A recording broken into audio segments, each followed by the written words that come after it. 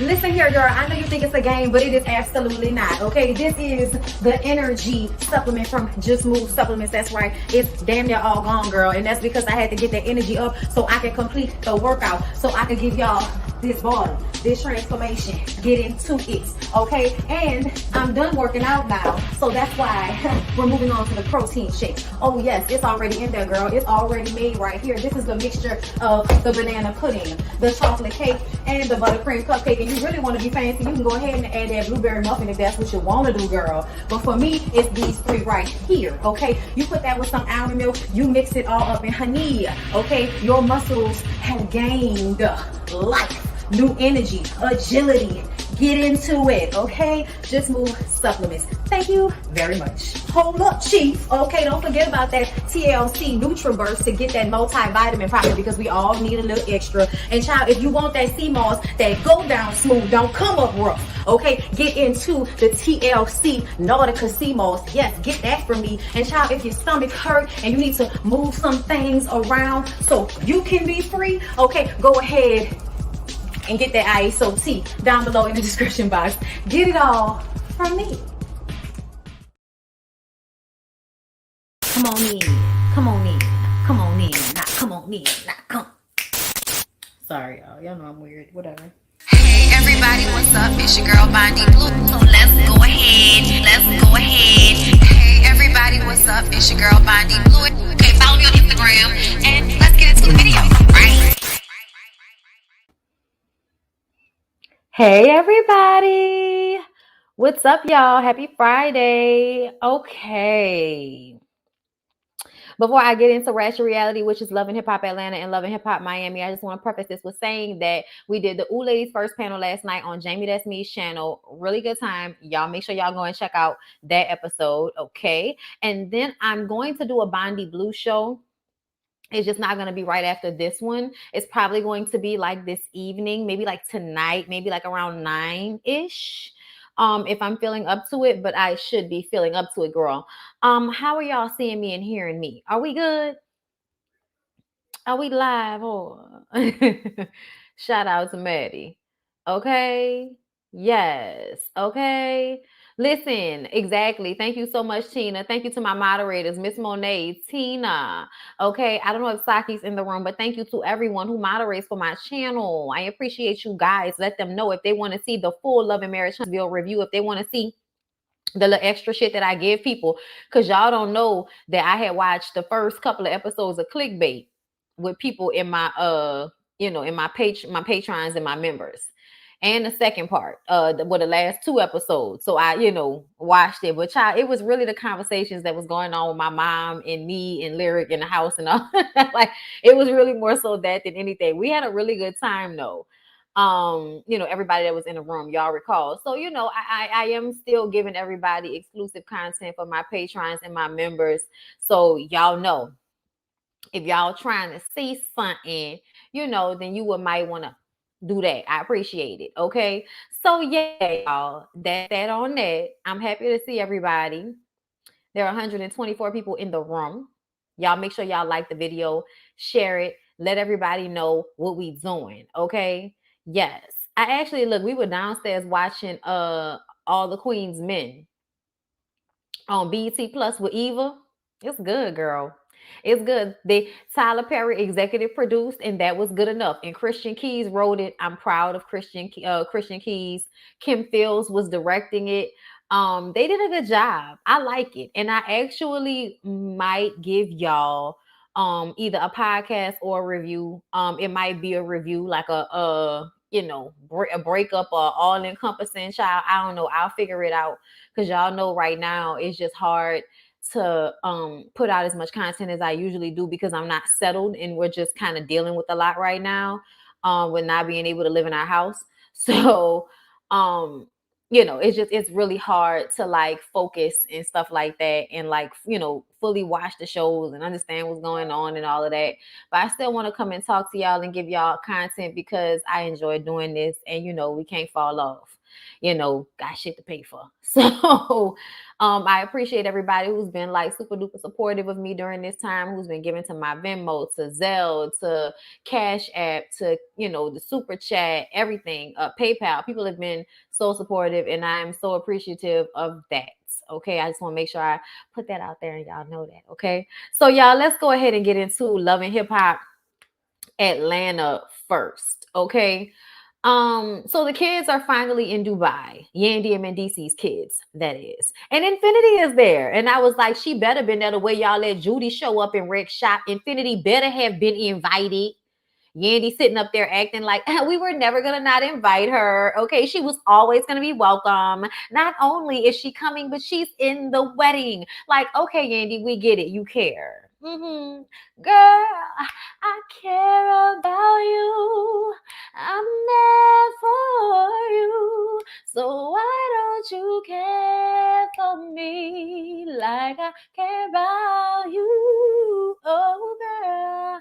I'm sorry, that's what was in my spirit in that moment, and it felt supported, so I wanted to give that to y'all.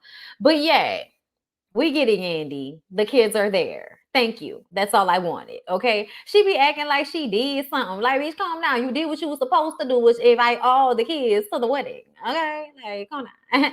But anyway, so Sierra. Sierra is trying to get impregnated by her boyfriend. Sierra, get out of my face. Get out of my face with this.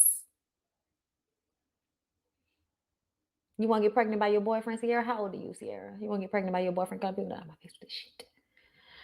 Rashida and Kirk old asses are car sick driving on the sand. Can't say I didn't understand. I do get car sick myself, so I get it. Somebody give the old folks a Dramamine, pass one my way, okay? Then they had a nighttime barbecue. Everybody had a little get together. Jonathan showed up. I would never, ever, ever have this without my best friend and my makeup artist, Jonathan. You know what I'm saying? It's just like, Yandy, you're so fucking extra. Please calm down. Yandy and Carly talk about how hard it is being a single mother and how she has a newfound respect for single mothers now that she had to be a single mother when Mendices went to jail. You know what I'm saying? And Judy said the wedding not being real was an abomination. Like, I wanted to make sure that I was reading that correctly because I was like, whoa, abomination. This is Love and Hip Hop Atlanta. Why is it that deep? Why is it an abomination? Like, what's that? But basically what's being said here is Yandy is putting 20 on 10, as Roxanne would say. Did y'all see that me and Roxanne met up yesterday and had dinner? It was real cool. I love Rox. But anyway, so yeah.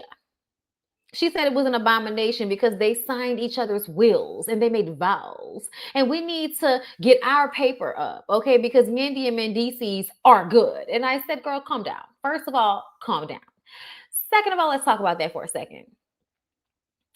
If you and Mendices had decided that you wanted to do this in this way, have just a ceremony to exchange vows and then handle legalities in such a way to protect your money, Andy, if that's what you were going to do, then you could have just said that, bitch. You didn't have to lie and perpetrate and fake in front and make things seem a certain way when they weren't. That's what Judy said. It's the truth. That's what you do. That's what Kimbella said. It's the truth. So many people have said how fake and dishonest you are, Yandy. And it's because you're always trying to fit into what people think you should fit into. Do what you think people want you to do. Like, whatever the fuck, Yandy, I want you to take a breath and calm down because you put yourself in this situation when you and Mendices tried to get on television and lie. Like, that's what y'all did. Y'all got on television and lied. We didn't lie. All we did was respond to the bullshit that you gave us. Yandices, okay? Y'all gave us the bullshit, Yandices, okay? So don't come at me because I'm poor. I ain't lying to nobody about whether I was being married or not. I'm just saying, can we stay on task? I felt attacked. Shit. So Mama D and Judy show up to talk about the fake wedding. Mendices and Yandy hold Judy's feet to the fire and she starts crying because mom, you don't even have any tears coming out of your eyes, mom. There's no, you don't even have any tears. Like, it doesn't work anymore. You're not even crying. It doesn't work. That's how Mendices felt. Tight teeth and all. He wasn't impressed. He sees it now. He's over it. And Yandy was surprised that he responded in that way. Mendici says that, she's always deflecting. And then she starts crying and shit. And then she starts like chasing him around, the space. Like they're walking around trying to get away from her. And she's like following behind them. And it was just like so weird. And I was just kind of like, why do the moms always have to come on here being extra? I really blame Jim Jones' mama for this shit because I feel like she was the beginning of the ignorant mamas. You know what I'm saying? Wasn't she before Frankie and Keisha Cole? But I just kind of feel like it was the beginning of the my mom wasn't there for me when I was a kid. So now that I'm an adult, she's overdoing it because she wants attention and love and, want to be in my life and be my woman and all of that shit now. You know what I'm saying? Like, I don't, it's a constant situation that we're seeing here. When are you guys going to stop? You know what I'm saying? When are the moms gonna chill the fuck out? Like at the end of the day, Judy, you really do need to own your shit and stop with the bullshit. Like it's very manipulative, and just admit your faults and move forward and be better. But stop trying to blame somebody for the reason why you and Mendici's relationship isn't the way you want it to be. Because that's what she does. The relationship isn't the way she wants it to be. She can't control things in their household, so she blames Yandy. Makes it seem as if Yandy is the problem. When at the end of the day, yeah, Yandy can be fake and all of that, but Yandy is a great wife. She's supportive. She's a great mother, and she's very patient with your ignorant ass. Okay, you feel away because you are watching Yandy be what you could not be for your son, which is stability. You could not give him stability. And I think she is constantly in some way feeling intimidated by just Yandy being Yandy, which is so ridiculous because, like she said, Yandy's super duper fake. Thanks for the euros. Anthea C, sending love and hope. Sending love and hope you get settled soon. Thank you so much. I appreciate you. Okay, I really, really do.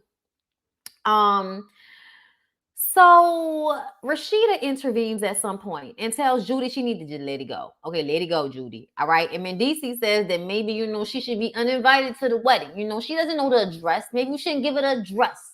You know what I'm saying? And I'm just like, nah, Mendici, don't do that. Don't do that. Judy later goes off on Mama D, blaming Mama D. Didn't I tell you always looking for somebody to blame? Okay. She blames Mama D and gets mad with Mama D because Mama D told her she needs to own her shit. Judy says, stop going around my family with the he said, she said. You called Mama D because you knew she was going to go around your family with the he said, she said. You just mad that now she's saying that you need to own the mistakes you made and just, admit it, eat it up, digest it, and let it go. Shit it out. Okay. But you have got to let it come through first. And you don't want to let it come through. Some people really don't like to deal with accountability. They don't like to be responsible. They don't like to take what's being said. They want to keep going back and forth, or they want to argue with you about it, or they want to try to invalidate your feelings instead of just saying, you know what? That's how you feel. I accept that. Let's just move forward from here. Thank you, Jasmine, for the Cash App. I appreciate you. But anyway, Judy thinks that she has the right to uninvite Mama D to the wedding. Now, I wasn't sure if I saw Mama D at the wedding later on, but Mama D said that she will be there in her horse and carriages. I said, and the three blind mice.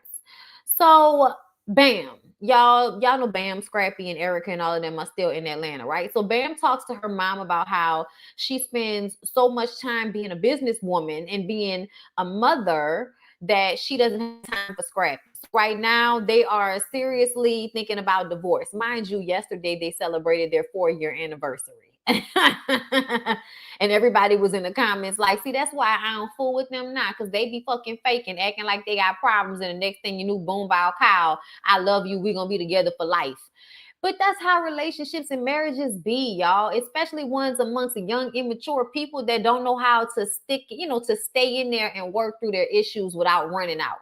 You know what I'm saying? And it seems to me that because they have those babies, Scrappy is now, taking the moments when he is not on Instagram to run off and leave Bam holding the bag. Sorry, y'all. Holding the bag. And that's usually how men are. Like when men aren't grown, when men aren't, when they aren't responsible, when they don't have their shit together, when they don't have their mind together, when they're not smart, They don't have the ability to stick in there even when things are difficult the way women do. You know what I'm saying? It's just it's a fact of life seemingly. And it's unfortunate because Bambi is doing a lot. And to have all of her babies, where the hell is Scrappy? Okay, somewhere loaded and high in the studio making music. And it's just like, I wish you niggas would learn how to do more than one thing at a time, the way your wives do more than one thing at a time. You know what I'm saying? Like, can you be a father and a musician at the same damn time? Hey, Jay Lee. Thank you for the super chat, love. Come through, Golden Brown. Thank you. Just gonna leave you, Golden Brown. Girl, come references. Get the references, okay?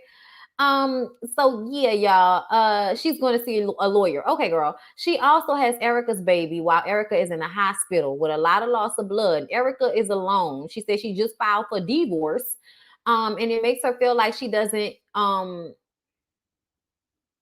oh yeah, it makes Bambi feel like she doesn't want to be next. She doesn't want to be going down this road by herself next. I think that Bambi realized having Scrappy there some of the time to help with all of those damn kids is better than not having Scrappy there all of the time. Because see, what a lot of these men do, on top of being irresponsible and not being able to take accountability for their families and the children that they create, which I think is so funny when I hear men talk about how women aren't held accountable. I'm like, there are some women that aren't held accountable, but in the grand scheme of life, in the way social cues and interactions go between women and men, men are the ones that seem to be less accountable. Y'all are the ones that are able to have children and just leave them wherever the fuck they are and skate off into the sunset, and nobody says a thing about it. Women, on the other hand, get the Moniche treatment if they go to, go and check themselves into a fucking hospital and leave the baby with a daddy for a year. You know what I'm saying? So ultimately, I feel like at the end of the day, I don't agree with that assessment. But what I have definitely noticed is men tend to run when shit gets hard.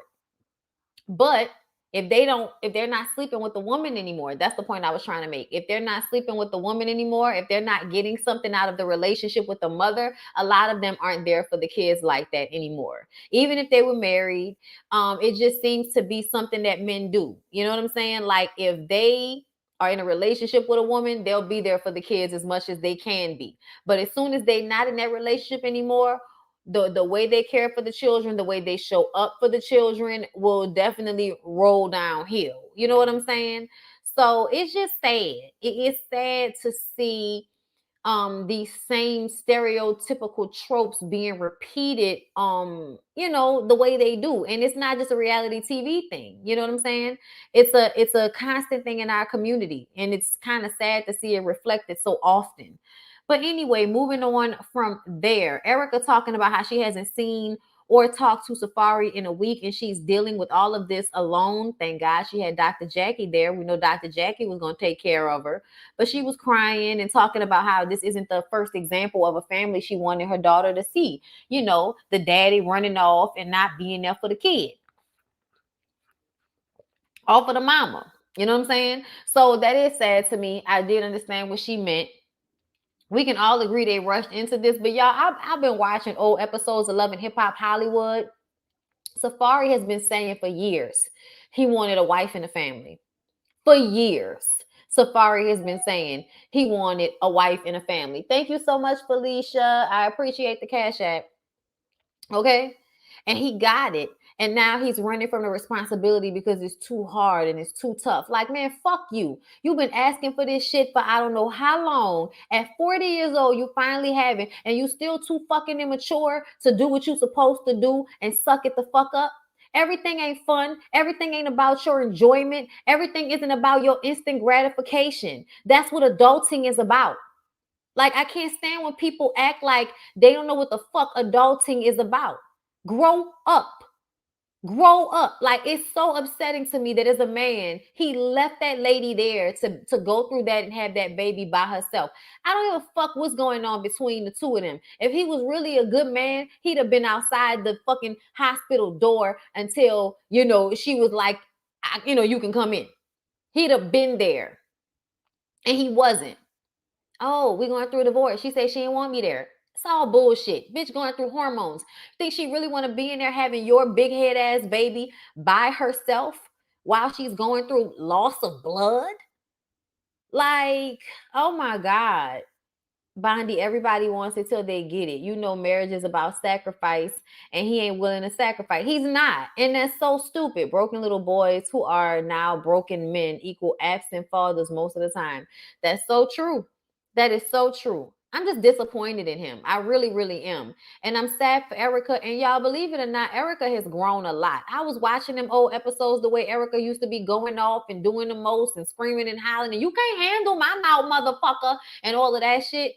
And the truth of the matter is, homegirl is so much different now. Like, she really is better now. And I really do feel like she shows him so much patience, even though she's had it up to here. Okay.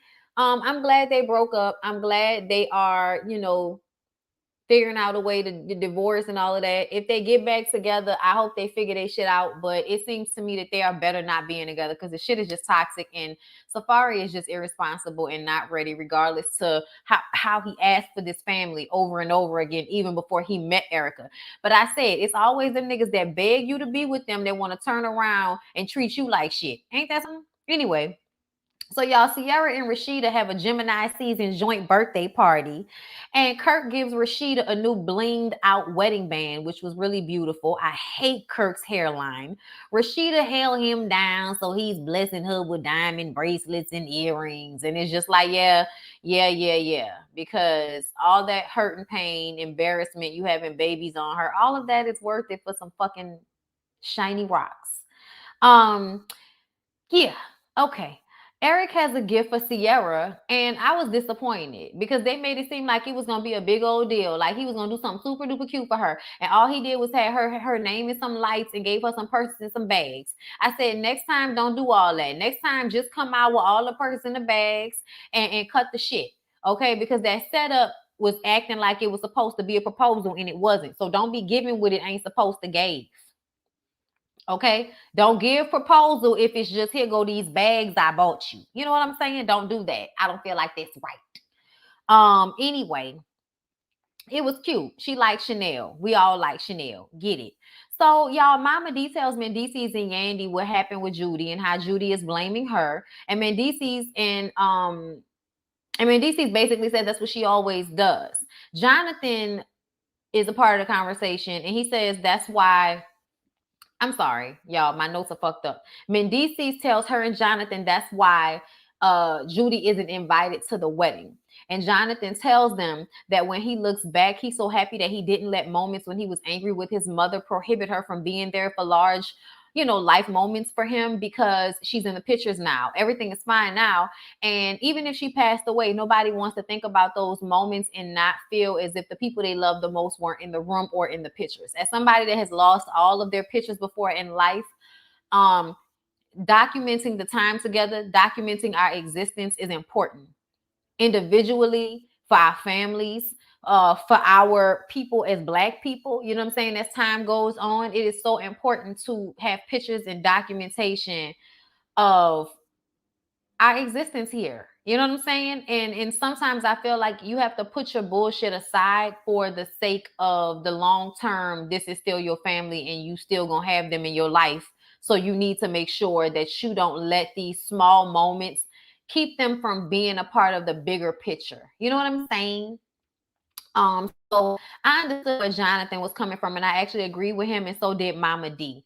So this put a little bug in Mendices' ear, right? So Yandy and Mendices have the beautiful wedding out there on the sand, and Yandy looked gorgeous. Yandy looked like the most gorgeous little, leapfrog I've ever seen in my life. Just very beautiful. The dress, the veil, her makeup, her hair, like everything. She just looked really, really beautiful. And they've been through a lot. So everybody feels like this is a beautiful moment because it's like a full circle moment for them. Judy's there and she promises to never talk about something like that outside of their family again. And I'm just like, girl, that means she gonna talk shit about y'all to everybody in the family. And I'm just kind of like, okay, Judy, you're so messy as fuck. But we're glad you were in the picture.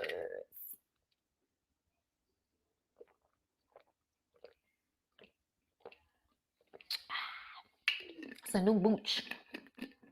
It's a new booch, y'all. We're about to move on to Love and Hip Hop Miami, y'all. But before we do that, y'all already know what y'all gotta do for me, right?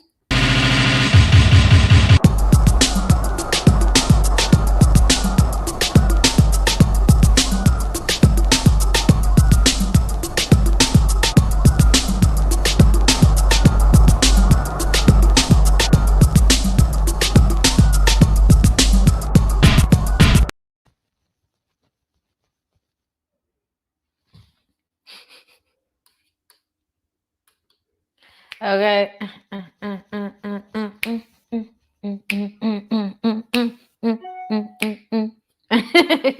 Okay. Listen, get into it. I hope y'all like the video. Okay. So y'all, let's get into Love and Hip Hop Miami. Amara la Negra. Okay. So Amara says that Alan has a daughter and a business and he can't leave, which is why it makes more sense for me to move to the Dominican Republic versus having him move to Miami.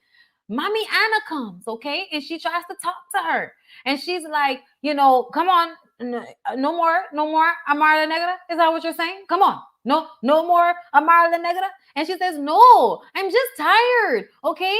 I struggled. It's been so hard. I had bulimia, okay, when I was a teen. And I'm like, girl, I'm wondering if you sick now, because you have lost a lot of weight. Excuse me. I don't know. When she said that, I was just like, are we going through that again? I hope not. Anyway, when things calm down, her mom takes her to the old neighborhood that she grew up in so she can try to make her understand the sacrifices, the hard work, all of what her mom had to do to get them out the gutter in the Dominican Republic. Okay? And Amara says, listen, I'm not changing my mind. Okay? She tells Alan eventually that she has to go back to Miami for a moment to handle some things, but she'll be back. And he catch this little attitude. All right, go ahead. No, I ain't taking you to the airport. No, nah. Because if you want to run behind your mama, go ahead and run behind your mama. If that's what you want to do, I'll call you an Uber, okay? Instead of bringing her to the airport. I was just like, this nigga's trash. Alan is trash. Why do you think that you should be leaving your businesses and your opportunities and your mom in Miami to come to the DR to be with him when everybody's working to get the fuck out the DR to get to America, especially in expensive ass island driven Miami? Like, what are you talking about, Amara la Negra? What are you talking about? What are you saying to me? I know you want a family, but I want you to stop being so fucking stupid. This is stupid. This is completely stupid for you to want to put all of your shit on the back burner for this.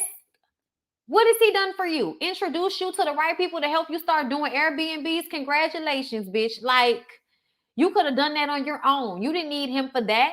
And with that being said, he still probably needs you in ways you can't even see right now because you got blinders on because you digmatized. Get it the fuck together, Amara. But I'm tired of you being on a cusp of throwing everything away over some dick. Please get it together. Please get it together. And mommy, please take your hot tamale money and get your place in Miami and settle your ass down somewhere. That way, if Amara wants to go back and forth from here to Timbuktu, you don't have to worry about it disturbing your peace. Okay? That's where y'all need to create some separation around this mother. Okay? Jeez Louise. Anyway, y'all, then we got the new girl, Florence. Queen of Compa. Okay, she is popping amongst the Haitians. The pandemic has slowed down her game, but she's serving drinks at her own restaurant. I said, okay, I like to see this. Okay, show me this. You didn't just let that money go to waste. You put it into other businesses. I like to see it. And she performs at her restaurant. I said, you better Selena and Los Dinos this shit. Okay. And then she talks about how she's married to Marlon. Okay. She's been married to Marlon for 13 years. He's also her manager. I said, red flag number one. They also have 3 boys together, beautiful. And when she gets some shots with her sister at the bar, Marlon is seemingly flirting too damn hard with a girl at the bar who he insists has a bartending business. Two red flags. Why are you talking to this bitch without referring her to the owner of the business, which is your wife? First. Second of all, fuck you wearing sunglasses for in a dark club. I don't trust him. Too many red flags. He gonna be out here cheating and shit. Okay. So she's opening another business, like a beauty bar, hair salon, something along those lines. And it's supposed to be opening on Haitian Flag Day, but shit don't look like it's gonna be open on Haitian Flag Day. Look like it's dragging around there. Okay, so her sister comes over so they can shoot the shit. And she talks to her sister about thinking that Marlon is out there in the streets again. You know, something is amiss with Marlon. He's in the streets again. The sister, like, yeah, you think you're doing something? Yeah, you really think that? Okay, yeah. Well, he fucked my bitch. What? I said, what in the heck? First off, fuck your bitch in the click you claim. West side, when we ride, coming quick with game. You claim to be a player, but I fucked your wife. We bust on bad boys, niggas fuck for life. I'm sorry, that made me want to go there. But yeah, I was just like, girl, what? Wait a minute. Why didn't you lead with that information? Let's start there. Why are you so loud? Let's go there next. And why again is this the first time we're hearing about this? And was this the girl at the bar? So many questions, so much confusion. I don't know what the hell is going on here, but I know that as a sister, the way you just threw that information out there, bitch, what? You knew that and you held on to that and you didn't say anything? What's going on? This is love and hip hop magic. This is love and hip hop magic. This is that bullshit we be talking about where y'all make stuff up. Because what the fuck is this? We're gonna see how this progresses. Okay. But I'm looking forward to the storyline. I tell you that much. Okay. So y'all, then we got Nori and Neri. Okay, Neri's having a birthday party, and y'all, Ray J and Prinky come by. Okay, Ray J says that the divorce is off. Okay, he's 40 years old, and he realized he don't want to be the old nigga at the club no more, right? So he gonna make it work with Prinky. And Prinky's over there like, yeah, we're still going through with the divorce and everything. I'm just like, wait, what? The fuck is going on with y'all? Y'all ain't going nowhere. Y'all got businesses together. Y'all got all this shit tied up to get. Y'all ain't about to go nowhere. Like Prinky is in. She's in for the night. She's not going anywhere. All she has to do is make babies, take care of the babies, and look pretty. And Ray J takes care of everything, puts her name on shit, and affords her a beautiful lifestyle. So when she outlives him, because his unhealthy ass will probably expire before her, okay, she'll have money, she'll have a beautiful life, and she'll have her beautiful children. I'm just saying, y'all, Ray J don't take good care of himself. Ray J still smokes cigarettes, y'all. You know what I'm saying? So I just in the future see that she's going to age beautifully. She's going to take good care of herself. She's going to retain those businesses. She's going to become some type of fucking conglomerate. All right, there's no reason for her to go anywhere at the end of the day. Okay, but they're over here in Miami because it's good for Ray Tron Global. Okay, y'all know that's Ray J's business, like I said. Okay. So yeah, him and Prinky are hanging with Nori and Neri. And they are at Ray J and Prinky's house, I think, and they were attempting to barbecue, but them niggas know nothing of cooking food. I mean, Ray J didn't even know how to use a can opener. I was like, Ray J doesn't know how to use a fucking can opener. Y'all did them kids a disservice. I feel like they're very simple things that everybody should be like teaching their kids, whether you have money or not. You know what I'm saying? Because you never know what could happen. And your son don't know how to open up a motherfucking can. Like, hey, Diane. Like, just some things I just don't understand. Like, teach your kids how to clean the bathroom so that they can know what it's supposed to look like. Even if never a day in their life they really have to clean up something, show them what they're supposed to do so that they should know what other people are supposed to be doing when they clean up behind their ass. Okay? But Neri and Prinky talk about being businesswomen, and Prinky reminds us of the nail bar she tried to open up and how she spent $140,000 on it and it never opened up.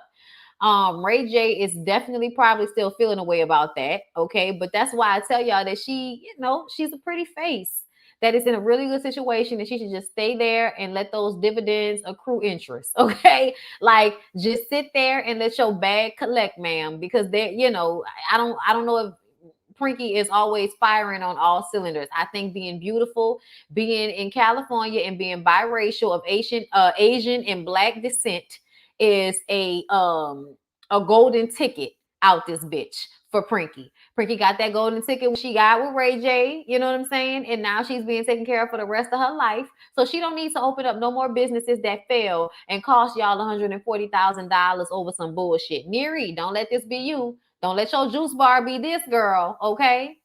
Don't do it. That's embarrassing.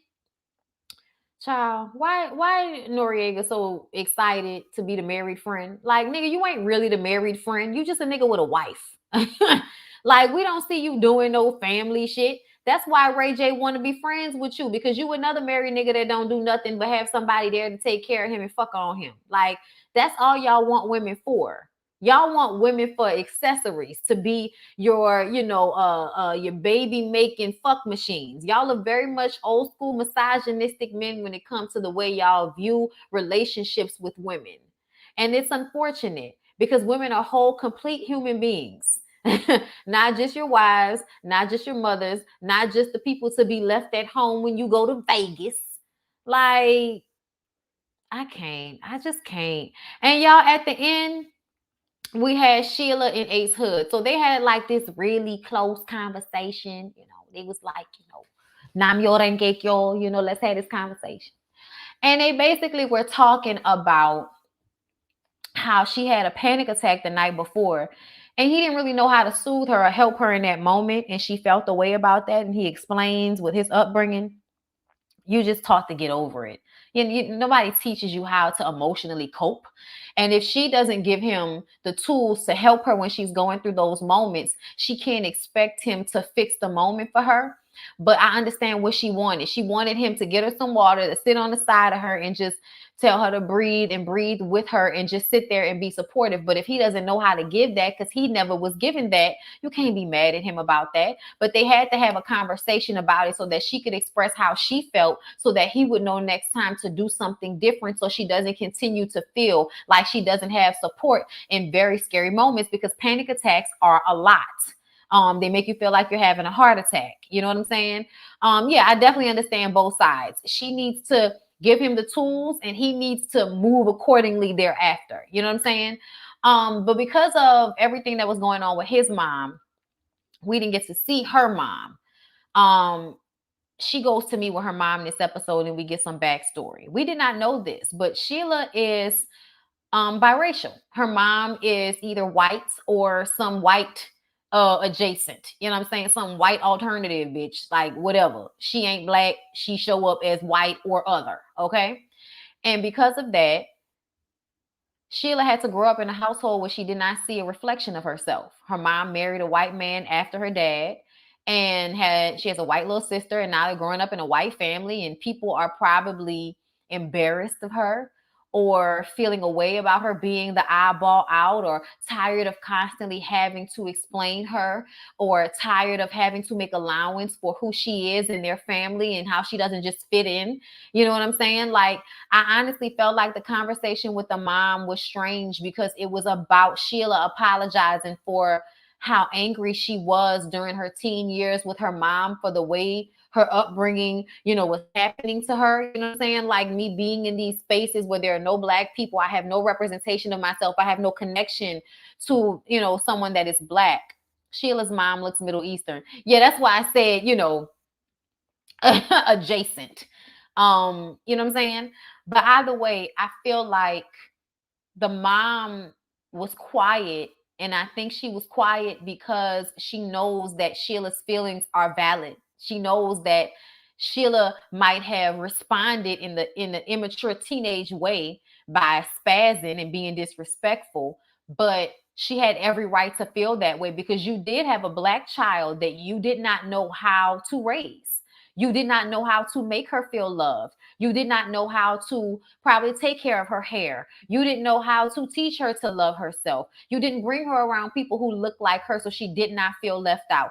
You probably didn't have any black friends. Y'all probably didn't make it your business to put her in black schools. You probably didn't watch black programming in your household like that. It's so many things.